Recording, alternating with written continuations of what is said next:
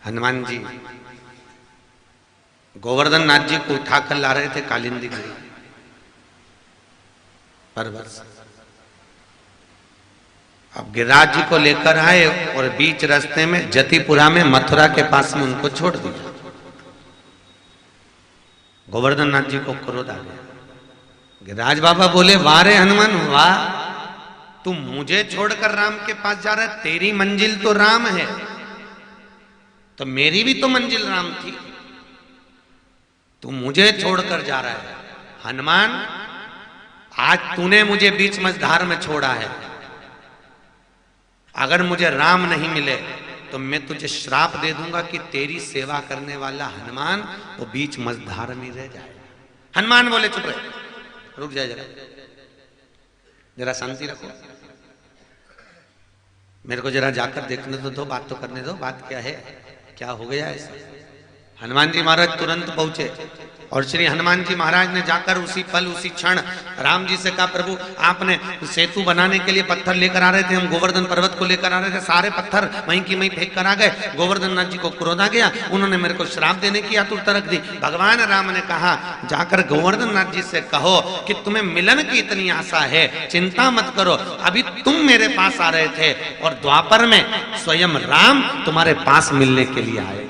स्वयं राम आए, तुम क्यों चिंता करते हो? स्वयं मैं खुद पहुंचूंगा। कितने भाई हैं गोवर्धन जी? गिरिराज पर्वत कितने भाई हैं? 3 भाई। कितने भाई हैं गोवर्धन नाथ? 3। पहला द्रोणार्थ, क्या नाम था? द्रोणार्थ। दूसरा कांतानाथ, तीसरे नंबर का गोवर्धन। 3 पर्वत हैं द्रोणागिरी के। द्रोणागिरी राजा के 3 बेटे हुए थे।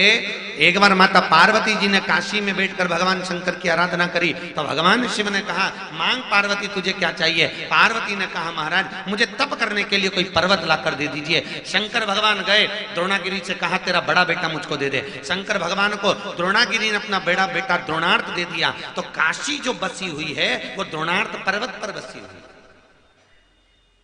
कौन से पर्वत पर है?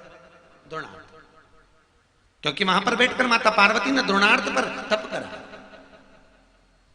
अब जब राम जी के विश्राम करने का समय आया, त्रेता युग आया, ये तो सब सतयुग के आगे की बात हो गई। अब त्रेता जब युग आया तो राम जी के विश्राम की जब बात आई तो श्री हनुमान जी महाराज ने सोचा, मेरे प्रभु यहां से निकल कर जाएंगे, मां उनको जब वन भेजेगी तब उनका विश्राम कहां होगा, ज्यादा से ज्यादा समय परमात्मा कहां निकालेंगे। तो उन्होंने जाकर द्रोणागिरी से निवेदन करा और द्रोणागिरी से निवेदन कर उनके बड़े बेटे, मंझले बेटे कांतानाथ को लेकर आ गए, चित्रकूट में रख दिया। कहां रखे हैं? चित्रकूट। पहला कहां पर है? काशी। दूसरा कहां पर है? चित्रकूट। और तीसरे श्री पुलस्त ऋषि आ गए। पुलस्त ऋषि ने कहा, द्रोणागिरी मुझे तप करना है, तप करने के लिए तुम्हारा छोटा बेटा दे दीजिए। अब छोटा बेटा प्रिय बहुत था भाई, माता पिता का प्रिय था। अब करे तो करे क्या? बड़ा बाप को प्रिय, छोटा मां को प्रिय, बड़ी आफत। अब दे तो दे कैसे? छोटा बेटा दे दीजिए। द्रोणागिरी ने कहा, प्रभु हम देने को तो तैयार है, पर ये जाना नहीं चाहता। गोवर्धन नाथ जी से कहा, तुम चलो। गोवर्धन नाथ जी ने मना करा, मैं अपने माता पिता को छोड़कर नहीं जाऊंगा। नहीं जाओगे, हम तुम्हें लेकर चलेंगे। द्रोणागिरी ने जब तुरंत सुना तो कह दिया, गोवर्धन तुम चले जाओ।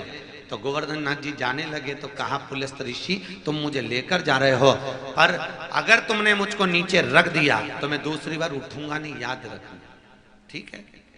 पुलस्त ऋषि ने कहा, तेरे में इतना दम है जो तुम मेरे हाथ से नहीं उठेगा? देखता हूं। पुलस्त ऋषि लेकर चले। लघु शंका लगने पर पुलस्त ऋषि ने जतिपुरा में रख दिया। पर्वत नहीं उठा। पुलस्त ऋषि ने श्राप दे दिया, तू तिल तिल घटेगा। वो गोवर्धन पर्वत आज भी तिल तिल प्रतिदिन का घटता जा रहा है। तो पहला कहां पर है? काशी। दूसरा चित्रकूट। और तीसरा तो काशी की परिक्रमा 5 कोस की, चित्रकूट की परिक्रमा, कांतानाथ जी की परिक्रमा 3 कोस की और गोवर्धन नाथ जी की परिक्रमा 7 कोस। ऐसे 3 पर्वत है गोवर्धन नाथ जी के पास। तीन स्वरूप है भगवान के। बड़े भाई सबसे चित्रकूट में काशी में विराज रहे हैं, फिर कांतानाथ जी के रूप में चित्रकूट विराज रहे हैं, फिर गोवर्धन नाथ जी विराज रहे हैं। भारत की भूमि के केवल 3 पर्वत हैं जिनकी पूरी परिक्रमा होती है। यहाँ तक लोग कैलाश जाते हैं तो कैलाश की परिक्रमा भी पूरी नहीं होती, आदि लगाकर पीछे से वापस आना पड़ता है। पर भारत की भूमि पर 3 पर्वत ऐसे विराजमान हैं, पहला काशी, दूसरा कांतानाथ और तीसरा गोवर्धन।